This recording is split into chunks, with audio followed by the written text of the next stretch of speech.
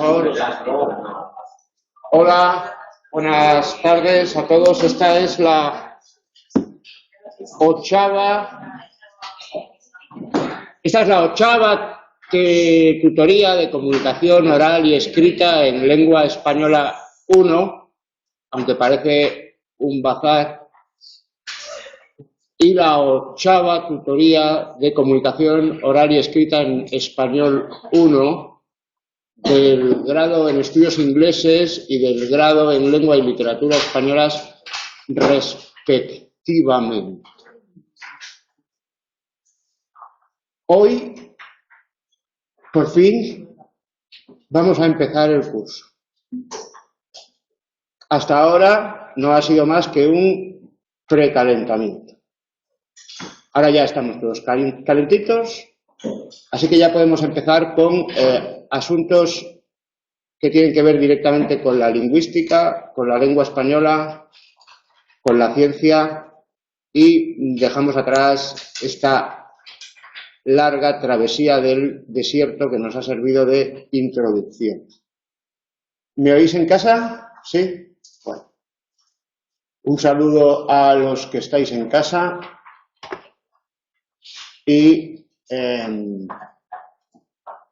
especialmente a B. Casares, nieta de Julio Casares. Hola a los que estáis aquí. Bien, no sé por qué, desde hace 6 días no interviene nadie en el foro de consultas generales. Y además han desaparecido mensajes, 50 y tantos mensajes. Bien, yo no he borrado ningún mensaje, los estudiantes no tenéis permiso para borrar mensajes, entonces hay alguien por ahí que está borrando mensajes. Posiblemente será la banda de los luego, la gente no utiliza el foro, pero sigue utilizando el correo electrónico. Es preferible utilizar el foro porque así todos los compañeros se benefician de las dudas que se solucionan en el foro. De todas maneras, si queréis podéis utilizar el correo, pero eso sí, os recomiendo que utilicéis el correo, no el que aparece en la pantalla, sino el de profesor. ¿De acuerdo? Porque el que aparece en la pantalla no lo consulto con tanta asiduidad. Las últimas dudas recibidas pues son no sé cómo ver los vídeos, no sé cómo se entra en Teca, en fin, a estas alturas ya pues yo contesto, pues para entrar en Teca pues hay que meter el nombre y la clave. Y ya no se puede hacer la PQ1. Y también hay personas a las que les he explicado varias veces las cosas y que dicen que están desesperadas, que hay que entender que es su primer año en la UNED. Bueno, para todos es el primer año y la desesperación la tratan los médicos psiquiatras, no los profesores. Así que vamos a procurar mantener un poco la calma. Luego también ahí está el lado positivo. El lado positivo, Casares, de las gracias. También saludo a los demás. Ya vamos por 32, 33, 32. Uno se acaba de marchar. Ha dicho, esto es un rollo. Bien, es el que se acaba de marchar. Es un tipo inteligente con una gran vida social. También hay asuntos positivos, ¿no? Hay gente que bromea en Twitter. Hay gente que utiliza la página de la asignatura. La página de la asignatura está abandonada. La voy a eliminar al final del cuatrimestre porque no es útil. Y pregunta en qué horarios son las tutorías en el Gregorio Marañón. Bueno, son los jueves de 8:30 de la tarde a 9 menos 5, a 10 menos 5, en realidad a 10 menos 10, pero ya sabéis que yo siempre aprovecho al segundo timbre, ¿no? Me tienen ese segundo timbre. Y bien, no sé si en casa hay alguna duda, una pregunta así ontoria. ¿Cuándo se inicia la segunda PEC de lengua y literatura? Pues la segunda PEC de lengua y literatura no lo sé, porque no pertenezco al equipo docente de lengua y literatura. De todas maneras, manténganse sintonizados. En cualquier momento puede llegar la prueba. La prueba de evaluación continua del grado en estudios ingleses, trataremos de que tengáis un mes, aunque en realidad no es un mes porque están las vacaciones en medio, pero como la fecha de entrega prevista en la guía, una de las cosas incomprensibles de la guía, es el 8 de enero, que es el domingo de vacaciones, lo cual es un disparate.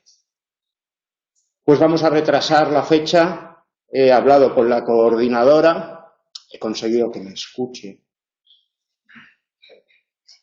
y vamos a retrasarla al día 9, lunes.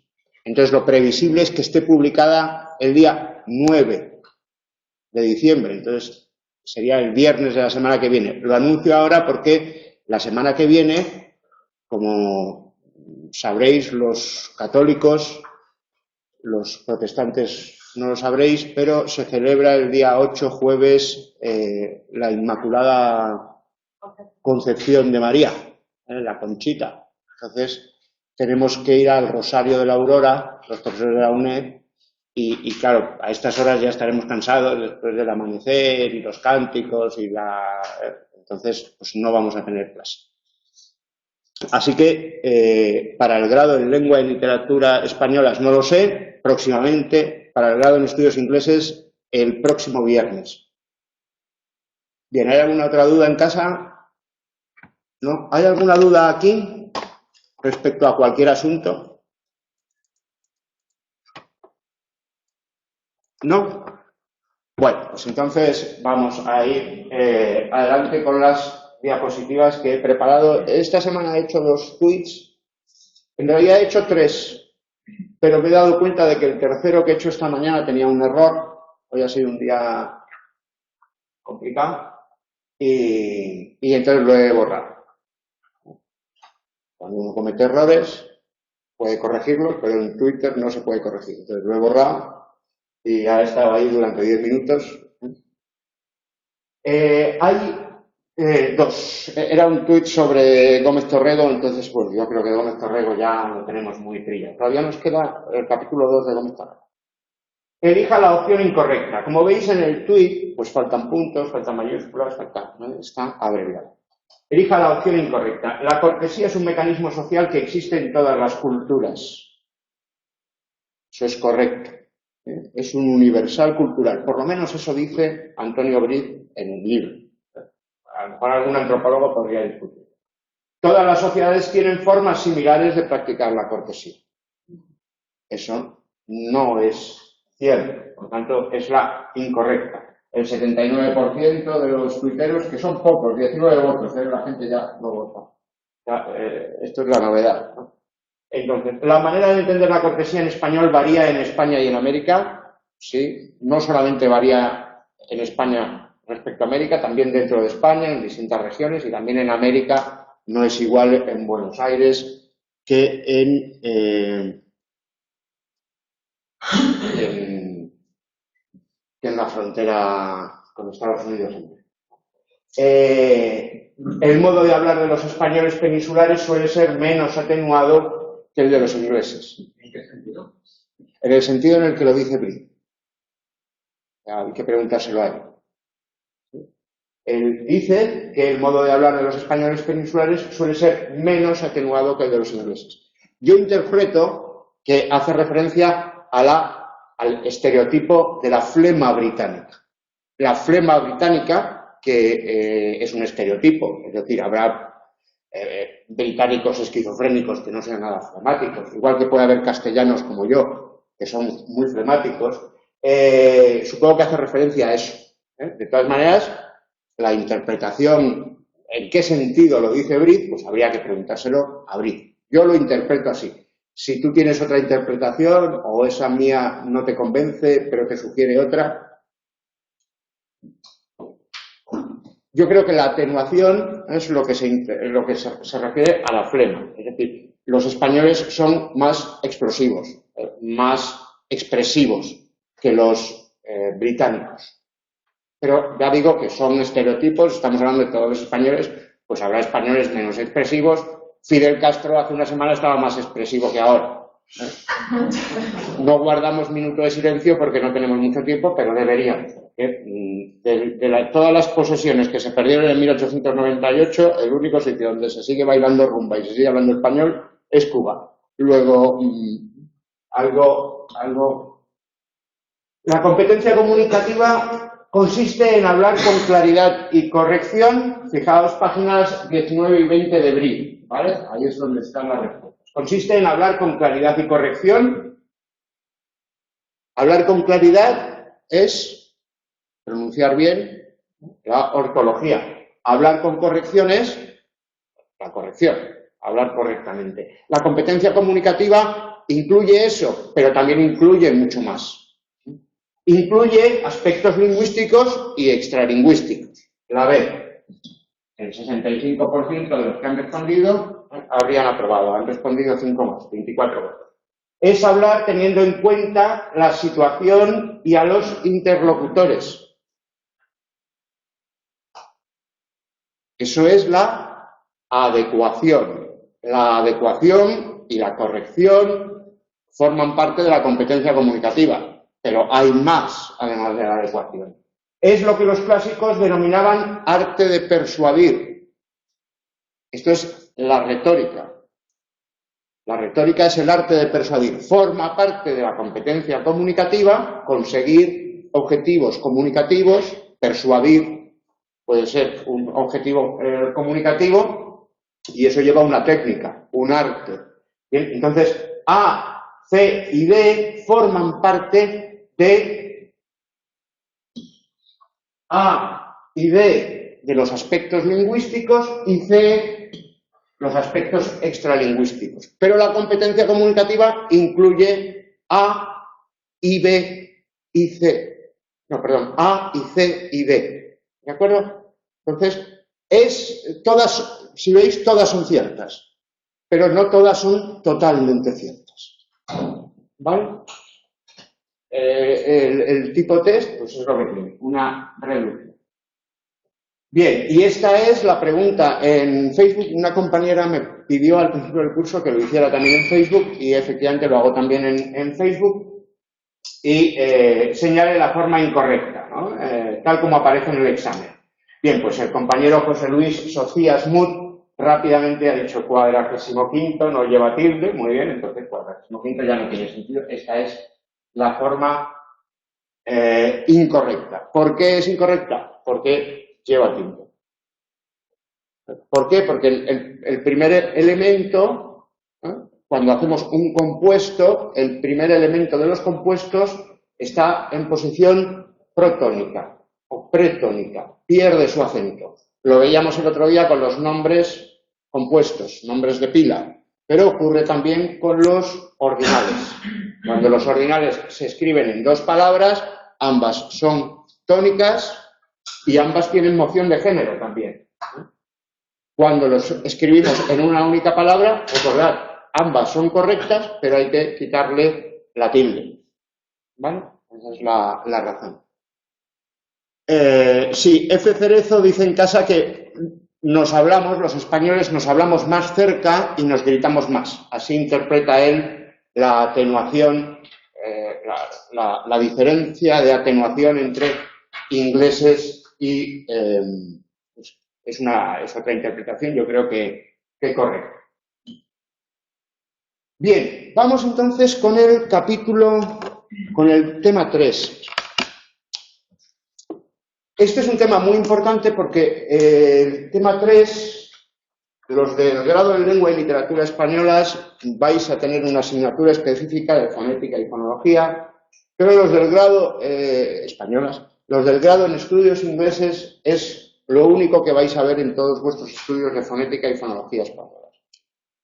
En el tema 2, todas las cuestiones de morfología, lo que veíamos ahora de los ordinales, por ejemplo, morfología o sintaxis, el uso de los pronombres átonos o la concordancia de sujeto en singular de los verbos impersonales, son cuestiones que vais a volver a ver en comunicación oral y escrita en lengua española 2. ¿Por qué lo veis 2 veces? Bueno, porque así lo han decidido los coordinadores de la sesión. ¿No tiene sentido? No.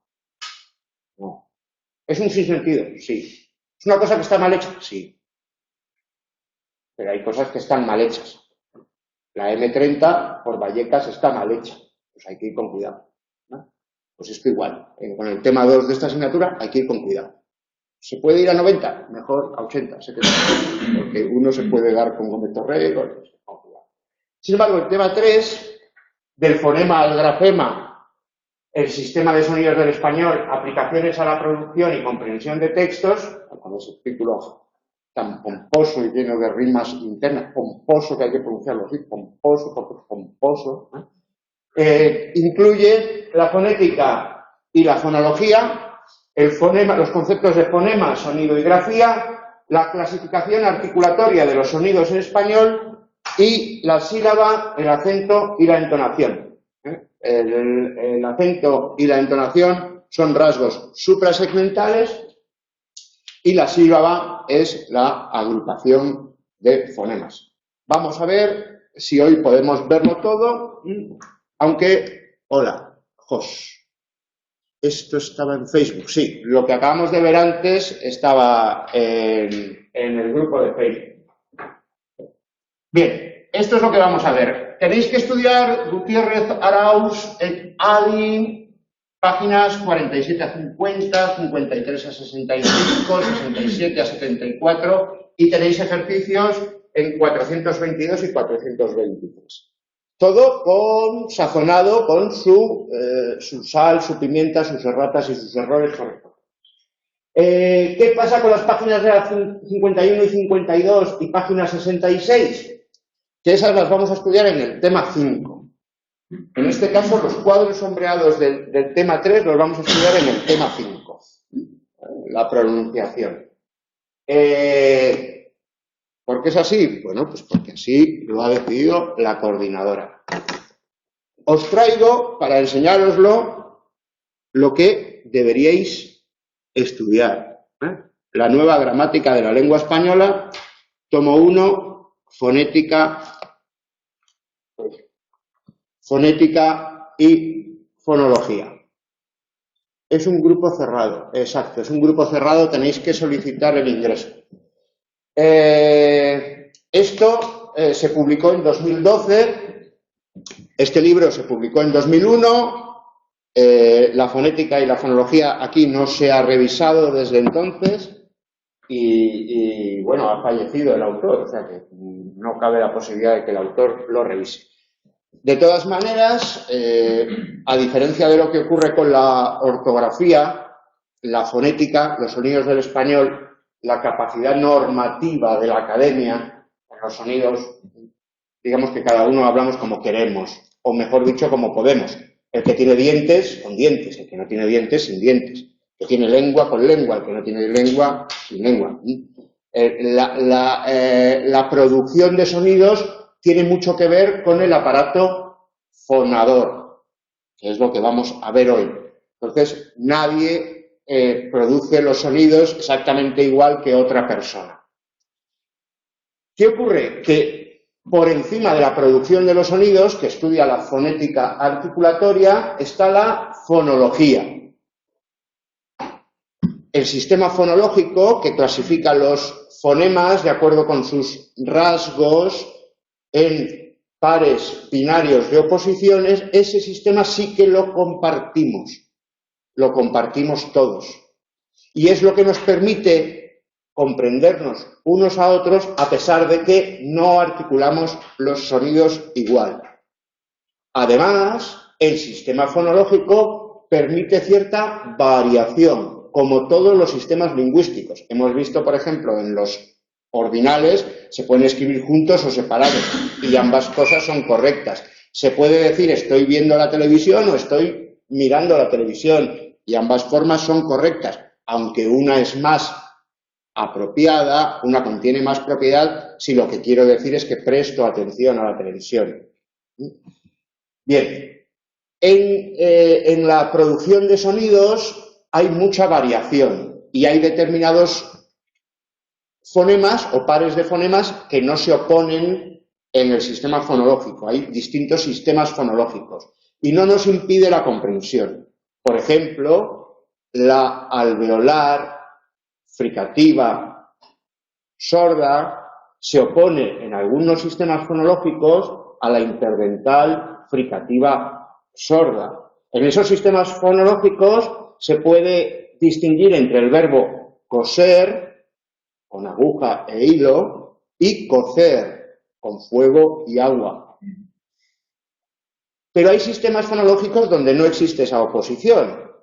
El sistema mayoritario de los hablantes del español no distingue entre la alveolar fricativa sorda y la interdental fricativa sorda. En algunos casos, al perderse la oposición, se elige la alveolar fricativa sorda, que es lo que llamamos seseo y estudiaremos en el tema 5 y está admitido en la lengua culta, porque la mayoría de los presidentes de república lo usan. Es una cuestión de prestigio. Mientras que en otras variedades del español, al perderse esa oposición, lo que se elige es la interdental fricativa sorda, que es lo que llamamos ceceo, y que no está admitido en la norma culta. ¿Por qué? Porque ningún presidente de república cecea. ¿Quién cecea? Los toreros. El Juli. Los toreros. El Juli. Las tonadilleras. La faraona. Entonces, presidente de la república, prestigio. Toreros y tonadilleras, no prestigio. ¿Vale? Aunque luego hay presidentes de repúblicas que son unos mangarrianes y habrá toreros muy cultos, ¿no? Como dicen que es José Tomás. No estamos hablando de las personas, pero en general se establece en la cultura hispánica. Bien, hay otros pares de fonemas que también pierden la oposición. Por ejemplo, la palatal lateral sonora y la mediopalatal central sonora. La diferencia entre hallar y hallar. ¿Vale? ¿Qué ocurre? Que, por ejemplo, la autora del libro, coordinadora de la asignatura, considera que rayar y rayar son homónimos. ¿Por qué? Porque suenan igual. Eso que nos indica que en su manera de pronunciar confunde ambos fonemas. Es decir, utiliza un sistema fonológico donde no se distingue la lateral de la central. Hablando de mediopalatales. Veo que hay gente que mira hacia arriba y se toca el paladar. Eso es lo que trato de conseguir con esta introducción. Veo que hay gente que ya hace así, mueve la mandíbula. Bien, vamos ejercitando. Bien, esa distinción se mantiene, pero todavía es mucho más raro el mantenimiento que en el caso de la sibilancia. Por lo tanto, se considera que la confusión ahí es prestigiosa. ¿Por qué? Porque empezó en las ciudades y se extendió a todas las ciudades grandes, mientras que la distinción ha quedado reducida a unas pocas ciudades pequeñas, Logroño, Soria, Zamora y zonas rurales. En general, en la cultura hispánica y en muchas culturas occidentales, lo urbano se identifica con lo prestigioso y lo rural con lo no prestigioso. Entonces, al ser la confusión de él y de y una cuestión urbana y de grandes ciudades, se ha investido de prestigio, el concepto de prestigio. No es que la pronunciación en sí sea una correcta, otra incorrecta, una buena, otra mala, una mejor, otra peor. ¿Veis? Hay ciertos conceptos del tema 2, no la retahíla de la gramática parda, ¿no? Los conceptos importantes, ¿no? Corrección, adecuación, prestigio, esos nos sirven también para la fonética. Vamos entonces a ver la diferencia entre la fonética y la fonología. Hasta hace un año, hasta hace un siglo, hasta que un señor de Ginebra que se llamaba Fernando de Saussure no se fijó en el componente fónico del lenguaje, los lingüistas estudiaban sobre todo la lengua escrita. Pero Saussure introdujo la distinción entre lengua y habla. Y dijo que era misión de los lingüistas estudiar el signo lingüístico. El signo lingüístico tiene dos componentes, el significante y el significado. Y el significante es fundamentalmente oral. ¿Por qué? Porque la escritura refleja la oralidad o trata de reflejar la oralidad, mientras que la pronunciación no tiene por qué reflejar la escritura. Fijaos que Saussure vivía en Ginebra y hablaba francés. Estaba pensando en una lengua como el francés o, por ejemplo, el inglés, donde la ortografía no es fonética. Nosotros tenemos una lengua que, a pesar de que no es totalmente fonética, tenemos una escritura mucho más fonética que la del francés o la del inglés. En principio, pero bien. La fonética se encarga, por lo tanto, del elemento acústico, del significante. El significante puede estudiarse en el plano de la lengua. La lengua es aquello que compartimos todos los hablantes, o bien en el plano del habla. La lengua es, si lo compartimos todos los hablantes, está en la cabeza. La lengua, por lo tanto, es una abstracción. La lengua no está en los libros. La lengua está en todos los hablantes. Y es lo que nos permite entendernos. Mientras que el habla es algo físico. Después de Saussure se han inventado los espectrogramas, las grabaciones, una cantante de ópera puede romper un vaso cantando. Eso es un fenómeno físico. La parte de la física que estudia los sonidos es la acústica. Y hay, por lo tanto, una fonética acústica, que es la que se encarga del lado físico del sonido. Luego hay también una fonética articulatoria, que es la que se encarga de estudiar la producción de esos sonidos. Nosotros aquí vamos a estudiar la fonética articulatoria. ¿Por qué? Porque la fonética acústica es muy difícil y entonces el autor del libro decidió que para qué meterse, a qué quieres meterte en cosas difíciles, pues una cosita bonita, con sus cuadritos, y entonces no estudiamos fonética acústica. Aparte de que como hemos perdido 1 mes y medio de nuestras vidas con la gramática parda, pues no nos daría tiempo. Bien, si no hubiera gramática parda aquí y se dejara la gramática parda para el L2, pues entonces aquí habría tiempo para estudiar la fonética acústica, que es muy interesante. En el plano de la lengua tenemos la fonología. En el plano del habla tenemos la fonética, donde tenemos por un lado lo que se percibe por el oído acústico y por otro lado los órganos fisiológicos que producen articulatorio. Porque los sonidos del lenguaje se diferencian o se caracterizan porque son sonidos articulados. Es decir, ahora lo veremos, los movimientos de los órganos del aparato fonador y del aparato respiratorio, que es el que produce, digamos, la fuerza física para que se produzca el sonido, son... Me perdí. La producción del sonido, pues sí, la producción del sonido... eso es.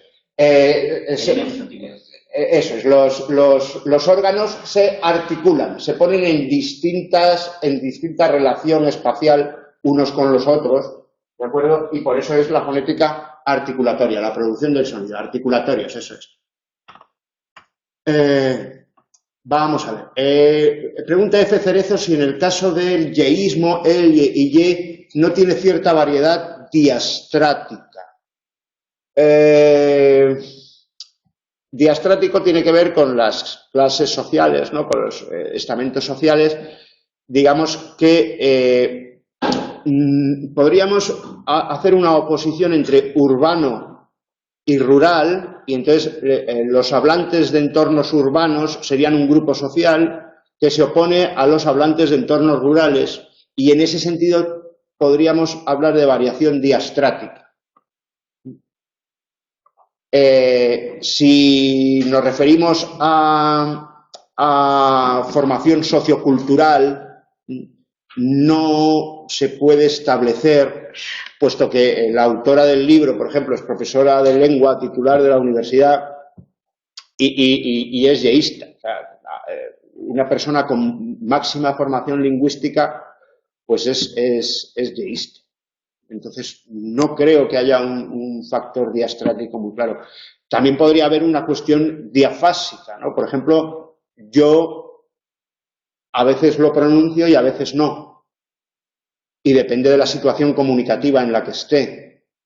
A veces para hacer burla, entonces sería una cuestión de variación, digamos, burlesca, y otras veces cuando estoy dando clase procuro pronunciarlo, pero hay veces que no.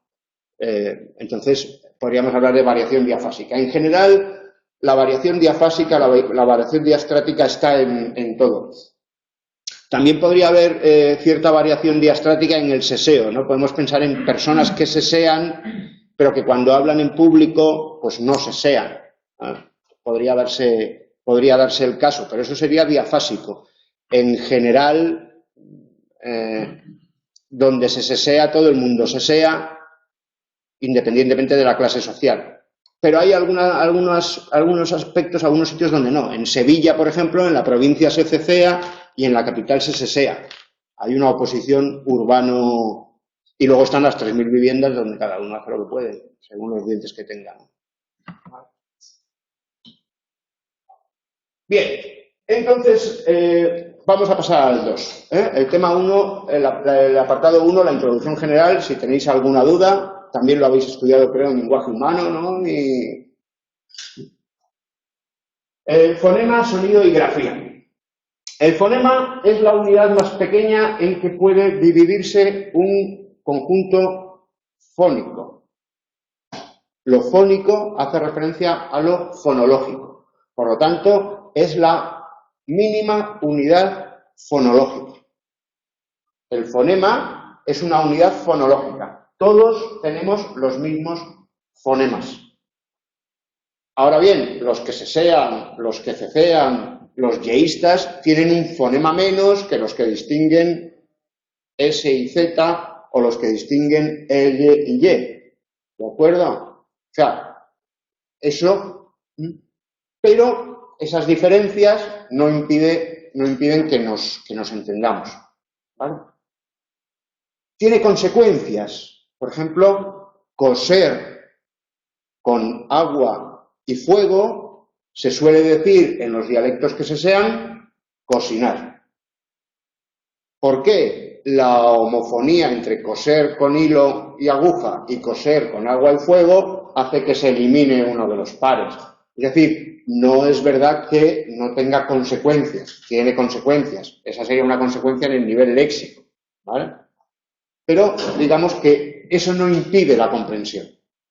Aunque es cierto que donde se distingue, pues cocer, no es lo mismo un huevo cocido que un huevo cocinado.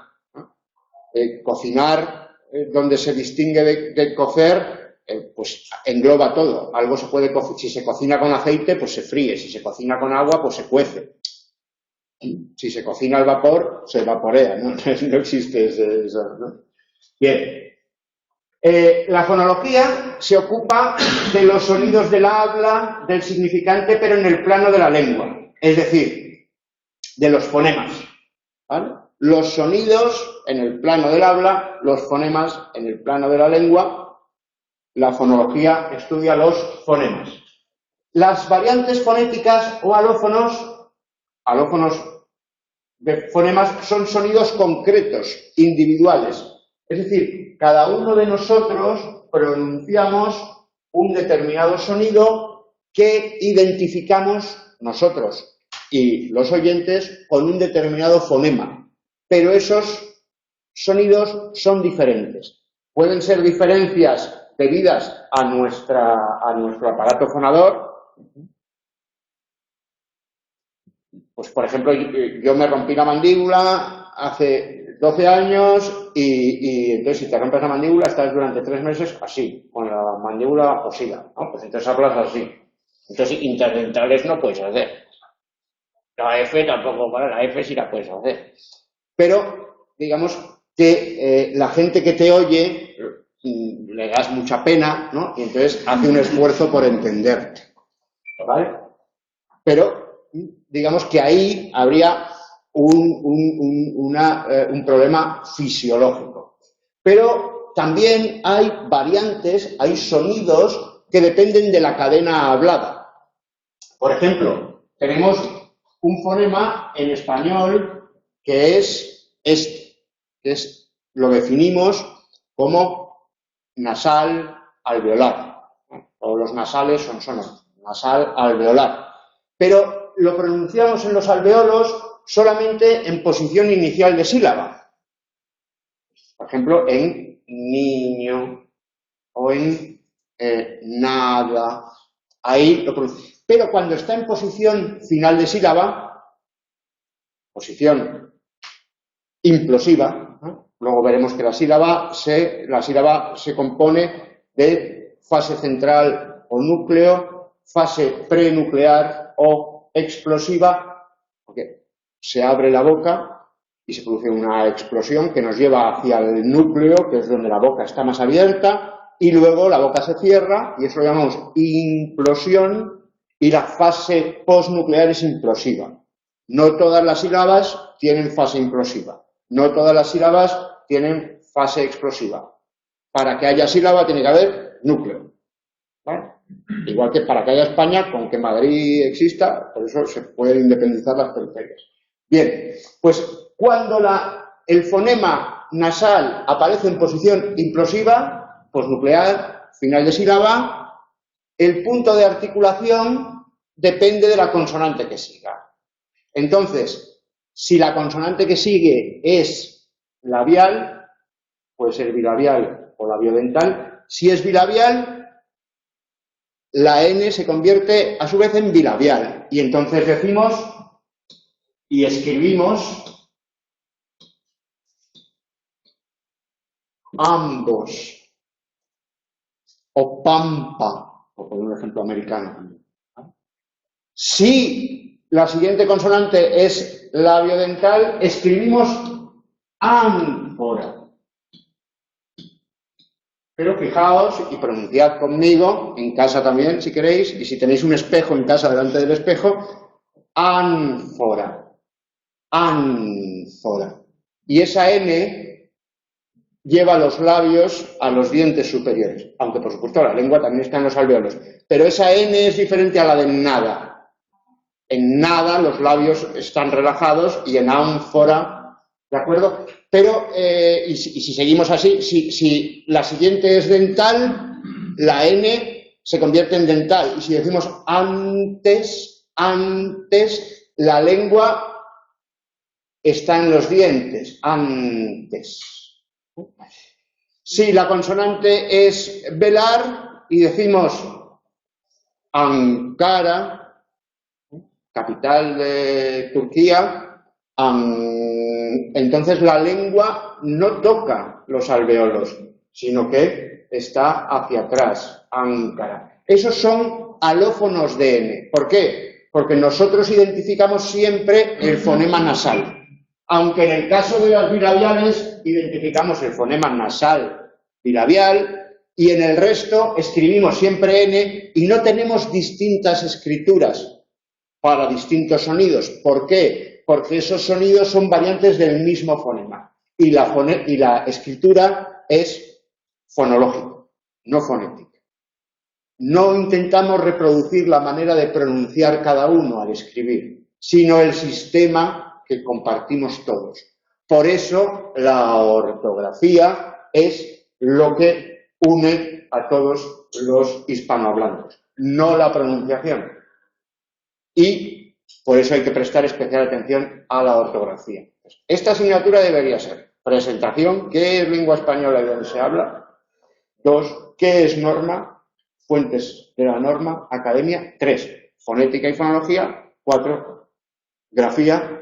5, pronunciación y problemas de escritura.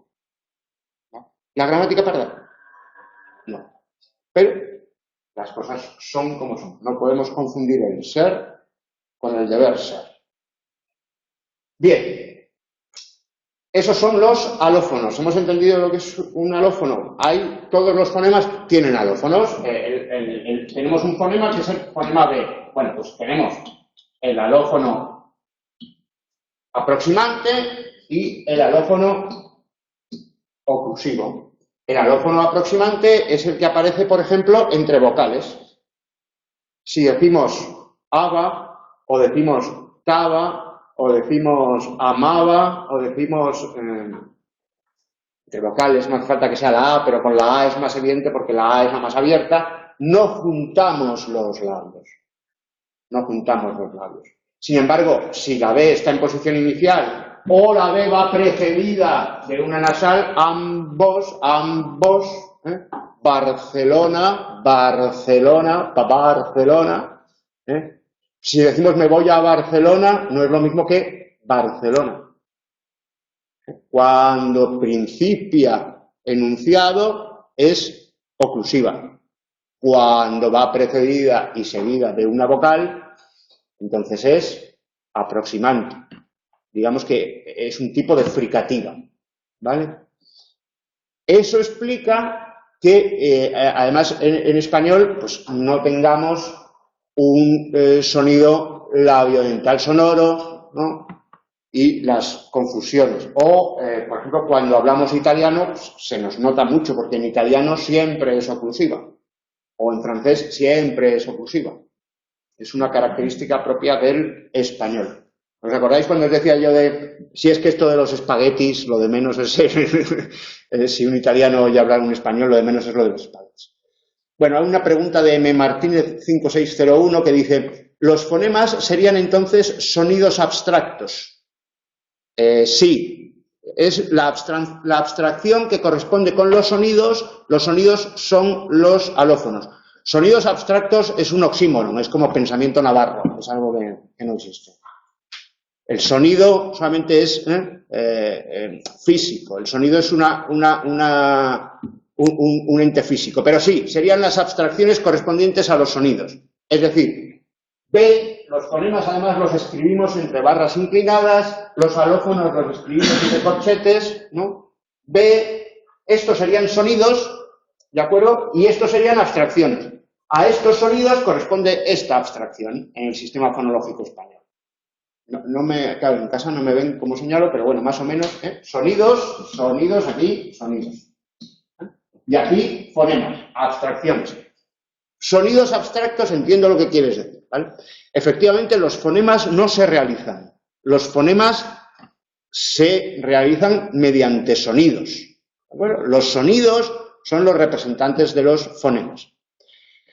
El libro es un grave error, también que en este libro se hable de errores, pero bueno, en fin, es un grave error confundir los conceptos de grafía, fonema, alófono o sonido. Fijaos que alófono o sonido, porque los alófonos son sonidos, y fonema y grafía, ¿vale? Por eso decía yo antes, al describir el seseo, podríamos decir, ¿es confundir la S con la Z? No. Confundir la S con la Z es una falta de ortografía, porque la S y la Z son grafías. ¿De acuerdo? La S y la Z, no podemos decir que gran parte de los andaluces y todos los americanos confunden la S y la Z. No. Algunos lo confundirán y otros no lo confundirán, pero el seseo no es confundir letras. Tampoco es confundir fonemas. Es utilizar un sonido para identificar dos fonemas. ¿Identificar dos fonemas es confundirlos? Bueno, veríamos. ¿Eso puede dar lugar a confusiones en la grafía? Sí. ¿Puede dar lugar a confusiones en el léxico? Sí, en caso de coser, ¿no? Coser así aislado, pues no sabríamos si es con aguja de hilo o con agua y fuego, ¿vale? Hay que escribir los fonemas así siempre y los alófonos y sonidos así siempre, ¿vale? Y son entidades diferentes. ¿Esto es difícil? No. Esto es ciencia lingüística. Esto es lo que vais a estudiar a lo largo de todo el grado. No si se dice una árbitra o un árbitra. Un árbitra, arbitra, un árbitra, arbitra, el árbitra, arbitra, el árbitra, arbitra. Eso no. Por suerte el grado no va de eso. Así que todos aquellos que estabais pensando abandonar porque pensabais que esto era un disparate, pues gracias por haber llegado hasta aquí, y el grado no tiene nada que ver con la gramática parda. Bueno, algo tiene que ver, pero no es eso. ¿Qué son los rasgos distintivos? Bien, los fonemas se organizan en un sistema fonológico.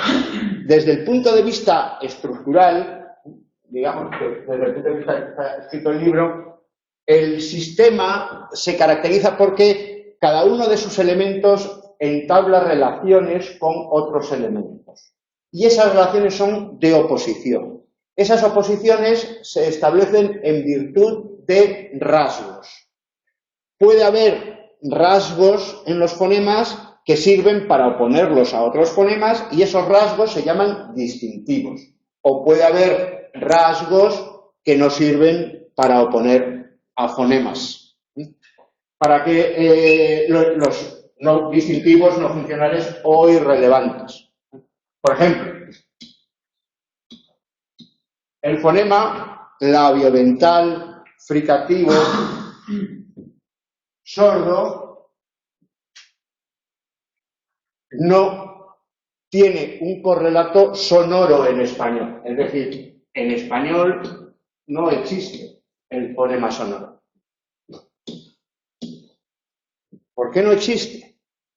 Hay distintas teorías. La más peregrina es que al rey Pedro el Cruel, por beber agua de Santo Domingo de la Calzada, se le cayeron los dientes, entonces dejó de pronunciar la V y entonces por imitarle, como era muy cruel, si no lo imitabas. Bueno, esa es un disparate de teoría. Se llama betafismo, ese fonema, y ya existía en latín vulgar y era típico del latín de Hispania, no existe. Es decir, en virtud de el rasgo sordo no se opone a ningún fonema porque no hay un fonema. Sin embargo, sí que se opone a P. Y P, lo estoy llamando P, pero habría que llamarlo bilabial, oclusivo, sordo. Y se opone por dos rasgos distintivos.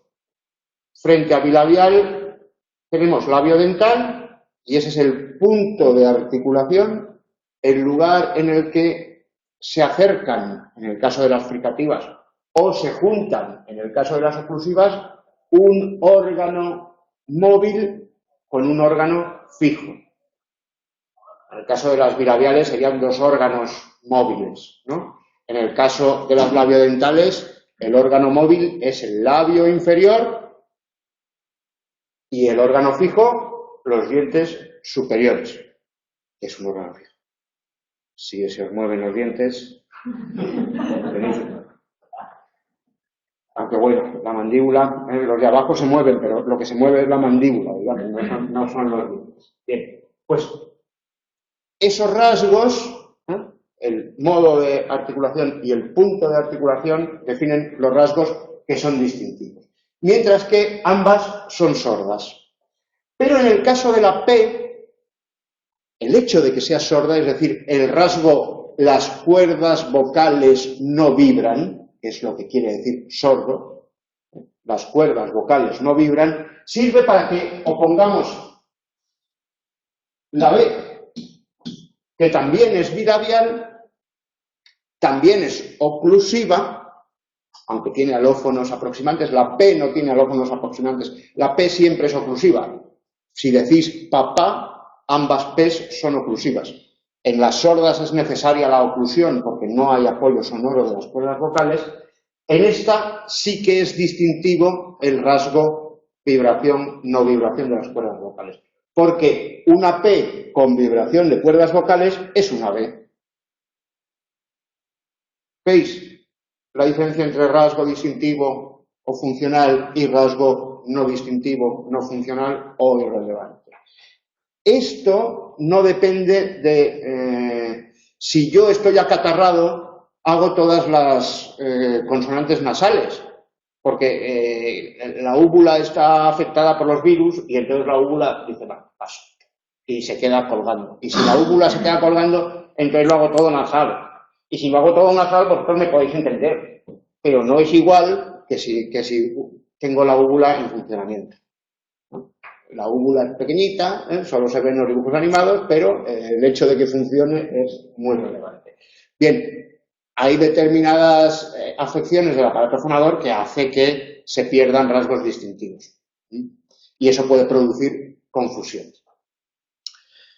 Bien, de acuerdo con lo que dices, muy bien, me alegro, voy a dormir bien hoy, me ha empezado a interesar la asignatura al llegar al tema 3.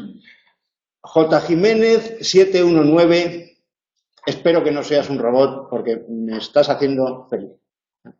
A mí también, aunque creo que este va a ser el último año que consiga llegar porque la gramática parda se me hace tan ardua. Y no sé si ardua es la palabra. Acerba, áspera al gusto. Con B. Bien, para averiguar si cualquier unidad fónica es o no funcional, basta con sustituir un fonema por otro. Si nosotros sustituimos P por F, no es lo mismo subirse a la parra que subirse de farra. No es lo mismo. Cambia el significado. O la P por la B no es lo mismo estar apoyado en una parra que estar apoyado en una barra. Cambia. Estoy hablando de ballet, por supuesto, barras de ballet. Cuando cambiamos un rasgo distintivo, cambia el significado de la palabra. El significado de la palabra es mental, es abstracto. No confundir el significado con el referente. Una barra puede ser algo real, puede ser la barra de un bar, puede ser una barra de ballet, puede ser una barra de hielo, pero eso es el referente. Otra cosa es el significado, que está dentro de nuestra cabeza. Bien, veis, por lo tanto, cómo los fonemas afectan al significado y pertenecen al sistema de la lengua, a la fonética. No lo sé, lo anterior me parecía un coñazo. Te lo parecía porque lo era. Lo era. Y además veréis que no es que la gramática no sea bonita. Cuando estudiéis COL2 y cuando estudiéis COE2 veréis que la gramática es muy bonita, siempre que te oriente hacia amueblarte la cabeza para un correcto análisis lingüístico. El estudio de excepciones no tiene nada que ver con la lingüística, por lo menos desde mediados del siglo XIX en Inglaterra y desde principios del siglo XX en la Europa continental. Desde Sapir en Estados Unidos, desde los años 20, y en Rusia no sé cómo va la cronología, pero bueno, por ahí ya. Tenemos compañeros de Europa del Este que seguro que nos pueden decir la cronología. Lo de las excepciones y las excepciones, eso es normal que no te guste porque a nadie le gusta. Bueno, la fonética articulatoria y acústica ya os he explicado antes, ¿no? Lo articulatorio es lo que tiene que ver con la producción del sonido, la articulación, es decir, cómo se posicionan los órganos y qué función tienen, y la acústica es lo que tiene que ver con el sonido. No estudiamos fonética acústica, pero hay cierta equivalencia. Por ejemplo, cuando decimos que los sonidos oclusivos son explosivos, porque lo que se oye es una explosión. Eso sería acústico, ¿no? O cuando decimos que los sonidos fricativos son estridentes. Lo que se oye es una estridencia. Eso se ve muy bien en los espectrogramas, pero como hemos perdido el tiempo cuando nacimos primero, pues no nos da tiempo. En la onda sonora y su percepción, ¿no? Lo acústico que tiene que ver con la percepción. Evidentemente, nosotros no percibimos lo articulatorio. Existen maneras de percibir lo articulatorio, palatogramas, se pueden hacer con sondas, se puede grabar el interior de las cuerdas vocales, o sea, se pueden grabar las cuerdas vocales, pero tú cuando hablas con alguien no ves si le vibran o no le vibran las cuerdas vocales. Y bueno, la campanilla, pues bueno, normalmente la manera más fácil de ver a alguien el aparato fonador es mediante el tacto, en lo que se llaman besos con lengua, pero vamos, eso no tiene nada que ver con la fonética. Los órganos de fonación. Nosotros lo que percibimos entonces es el sonido y lo que producimos es el sonido. Para emitir el sonido necesitamos los órganos de la fonación y el oyente los percibe mediante los órganos auditivos. Pues eso está en la página 51, ahí no hay error, tampoco se arriesga mucho el autor al hacer esta descripción. Con lo del beso con lengua me he arriesgado yo mucho más y creo que es mucho más cómodo. ¿Cómo se clasifican los órganos de la fonación? Pues en tres, los de abajo, los de medio y los de arriba. Los de abajo, de las cuerdas vocales para abajo, que funcionan como un fuelle, es decir, impulsan el aire hacia afuera, en el movimiento que llamamos expiración, que suele seguir al momento que llamamos inspiración, porque el aire está fuera, entonces se inspira y luego se expira. Es decir, funciona como la respiración y es el aparato respiratorio. Luego los órganos laríngeos o aparato fonador, porque es el aparato que produce el sonido. Las cuerdas vocales son dos membranas que pueden estar separadas y normalmente están separadas en la respiración o pueden juntarse y entonces oponen resistencia a la salida del aire y cuando el aire vence esa resistencia se produce una vibración. Entonces, si hacéis así y hacéis una pedorreta, es lo mismo, ¿no? Son dos membranas y sopláis fuerte. Yo no lo voy a hacer. Aquí en casa, R izquierdo 9 dice, ¿los alófonos no serían una transcripción acústica? Bueno, a ver, los alófonos... la representación de los alófonos, es decir, si tú estás llamando alófono a esto, eso es una representación de un alófono, pero eso no es acústico, es una representación gráfica. El alófono es acústico y el alófono es un sonido y tiene las propiedades del sonido, es decir, intensidad, volumen, tono, son propiedades físicas del sonido. Eso los lingüistas lo representamos así. Pero no hay que confundir la representación con el sonido. El alófono es el sonido, que se representa entre corchetes. Es como confundir a Felipe II con un cuadro de Felipe II. Felipe II está muerto. Entonces, cuando nosotros decimos, en ese cuadro está Felipe II, no, es la representación de Felipe II. Esto los niños no lo entienden. Yo hasta que cumplí 8 o 9 años no era capaz de verme a mí mismo en fotografías porque lloraba mucho, porque pensaba que yo no estaba ahí y no estaba donde yo debía estar. Eso también les pasa a muchos pueblos primitivos, ¿no? Que piensan que les robas el alma si les fotografías. Eso es confundir la representación con la realidad. El alófono es una realidad acústica que se representa entre corchetes, mediante unos signos que no son letras, son signos fonéticos. Sería eso. O en el caso, por ejemplo, este sería un sonido que corresponde con este fonema. ¿Vale? Pero eso son representaciones, que eso corresponde con... A ver. Olvidamos esto. Corresponde con la letra Z, con la letra C más E, I. Entendido, gracias. Y luego están los supraglóticos, que son los órganos de arriba, que es todo lo que está por encima de la glotis. La glotis es donde están las cuerdas vocales, que es la manzana de Adán, en el caso de los chicos posadolescentes, en el caso de las chicas también, pero bueno, no es tan evidente, y todo lo que está por encima son las distintas cavidades que producen resonancias. No producen sonido, sino resonancias. Por eso, aquellos sonidos que corresponden con fonemas sordos no tienen propiamente sonido glótico, solamente tienen resonancia. Mientras que los sonoros tienen sonido, por eso son sonoros, y además resonancia.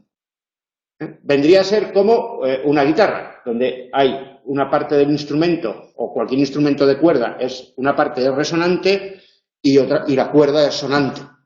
O en el caso de los instrumentos de viento, hay una lengüeta que es lo sonante y luego está lo resonante, que no suena igual una trompeta que una tuba, aunque ambas tengan un soplador similar. Y luego están, en el caso de los instrumentos de percusión, la membrana, que es lo sonante, y la caja, que es lo resonante. Y no suena igual una pandereta que un bombo, ¿no? Aunque sean todos instrumentos. El símil del instrumento yo creo que es bastante útil. Esto sería la zona glótica. Los órganos infraglóticos no los he traído, pero son los pulmones y la tráquea. La tráquea llega aquí y esta es la visión desde arriba de las cuerdas vocales, ¿no? La glotis es el espacio que media entre las cuerdas vocales que permanece abierto para la respiración, y las cuerdas vocales es la membrana que puede cerrarse para evitar el ingreso de comida. Cuando estamos deglutiendo, cuando estamos tragando, las cuerdas vocales están cerradas. Por eso, cuando dicen las madres no hables con la boca llena, no. Lo sano es decir, no hables cuando estás tragando, porque te puedes atragantar. Lo de la boca llena, pues bueno, depende de cómo sea la cosa. Otra cosa son ya lo que puedas proyectar, ¿no? Pero eso... Bien, sí, hay que decir, a los niños pequeños hay que decirles que no hablen con la boca llena. Bien, cuando se cierran, pero nosotros presionamos con el aire para que se abran y mantenemos cerradas las cuerdas, entonces las cuerdas vibran. Esa vibración es la sonoridad. Bien, en casa están. Y luego tenemos, esta sería la situación de la glotis. Fijaos que la glotis se cierra para que los alimentos vayan por aquí, para que vayan por el esófago y no por la tráquea. El esófago no nos interesa. Se puede producir sonido con el esófago. Cuando alguien tiene cáncer de laringe y le extirpan la laringe, entonces los traqueotomizados aprenden a hablar con el esófago. La gente que lleva aquí un botón y se tocan. En León hay un coro de traqueotomizados, está por internet, la profesora Nuria Polo sabe mucho de esto. Se puede producir sonido haciendo vibrar la membrana del esófago. Pero en principio nosotros de momento no nos han extirpado la tráquea, entonces vamos a seguir como que tenemos tráquea. De aquí sale el sonido y ese sonido vibra, ¿no? Entonces tenemos los órganos móviles y los órganos fijos. Los órganos móviles son la mandíbula inferior, la superior no es móvil, la lengua y la úvula o campanilla. Sí, un compañero pide la palabra contra su costumbre para preguntar una duda. Eso que está en horizontal, que está un poquito tapado ahora por la marca, sería las cuerdas vocales, ¿sí? Eso es. Claro, sí, tendríamos esófago por detrás, tráquea por delante, y la función, digamos, fisiológica de la glotis es impedir el paso de alimentos a la tráquea. Digamos que para eso lo utilizan todos los mamíferos que tienen. Pues sería esto. Si el compañero pregunta, esto serían las cuerdas vocales, ¿de acuerdo? Tráquea por aquí sale el aire, también puede salir el aire, es decir, pero no es de la fonación. Los sonidos que se producen por el esófago son Y luego arriba los móviles, los órganos móviles, y luego los órganos fijos, que son los dientes, el paladar.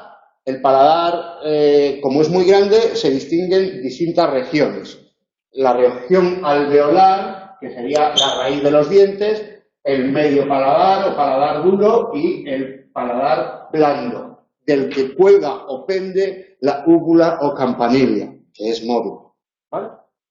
Y también es un órgano fijo la cavidad nasal. Es un órgano resonante, la cavidad nasal. Cuando los sonidos tienen resonancia nasal, la úvula o campanilla está desprendida o relajada. Parte del sonido se expulsa o sale por la nariz. Esos son los sonidos nasales. Cuando la úvula o campanilla está en tensión, se pega a la parte posterior de la boca y hace que la totalidad del sonido salga por la boca. Y esos son los sonidos orales, de os, oris, boca, orales, ¿vale? Y bueno, ya ahora iremos viendo cómo la distinta posición que ocupan los órganos móviles con respecto a los fijos nos da los puntos de articulación, los lugares donde se produce la resonancia. No el sonido. El fonema es la unidad más pequeña, es un grave error, esto está repetido. Bueno. Rasgos distintivos de los fonemas, esto está repetido también. Ay, qué bien, qué rápido vamos. Bien. Los sonidos del español. Vamos ahora a los sonidos del español. Cada lengua tiene un sistema fonológico diferente. Y dentro de cada lengua hay distintas variedades. Se producen variaciones. ¿Qué ocurre? Que distinto sistema fonológico impide la comprensión. Si nosotros tenemos un sistema fonológico diferente al del oyente, no nos va a entender. Pero dentro de las variedades de la misma lengua, aunque haya diferencias, las diferencias son pequeñas y no impiden la comprensión. Más o menos. Esto es lo de siempre. A todos los presidentes de todos los países hispanohablantes los entendemos, ¿no? Pero a un campesino que viva en una zona muy periférica de cada... Bueno, habría que ver, ¿no? Si un campesino de las montañas de León y un campesino del sur de Chile, así se llega a entender, ¿no? Posiblemente si lo que van es a comprar ganado o algo así, se entenderán. O sea, si necesitan entenderse, se entenderán. Bien, entonces vamos con los sonidos del español. El francés tiene otros, el inglés tiene. Tenemos por un lado el lugar de articulación al que ya hacíamos referencia y por otro lado está el modo. El modo tiene que ver con si los órganos entran en contacto y se produce una oclusión, un cierre total y tendríamos sonidos oclusivos. O bien los órganos se aproximan y se produce una fricción y entonces tendríamos sonidos fricativos, modo, o si los órganos entran en contacto pero se separan rápida y bruscamente dando el paso a una fricción y tendríamos los sonidos africados, ¿vale? Y luego tenemos también la acción de las cuerdas vocales. Si vibran tenemos un sonido y por lo tanto son sonoros. Si no vibran, carecen de sonido, son simplemente resonantes y son sordos, ¿vale? Y la acción del velo del paladar, la úvula o campanilla, que si se pega contra la parte posterior de la boca tendríamos sonidos orales y si está desprendida, relajada, tendríamos sonidos nasales, que en realidad son oronasales, ¿vale? Modo de articulación. Tendríamos, por el modo de articulación, aquellas en las que se produce un cierre total o una oclusión, las oclusivas. La P, la B, la T, la D, la K, la G, petaca, bodega, y las nasales. En las nasales se produce una oclusión total para que parte del sonido salga por la nariz, ¿vale? Las fricativas, labiodental, bueno, la F, la interdental, la CZ, la alveolar, la S, la velar, la J y la mediopalatal, la Y. Africadas tenemos la Ch, aunque la Y también tiene un alófono africado.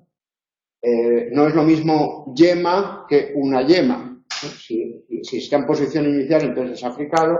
Eso da lugar a el reilamiento, bueno, lo veremos en el tema 5. Y las líquidas, que son las laterales y las vibrantes. La lateral alveolar, la lateral palatal y las vibrantes, que en español tenemos vibrante simple y vibrante múltiple, dependiendo de si la vibración es una solo o son sucesivas.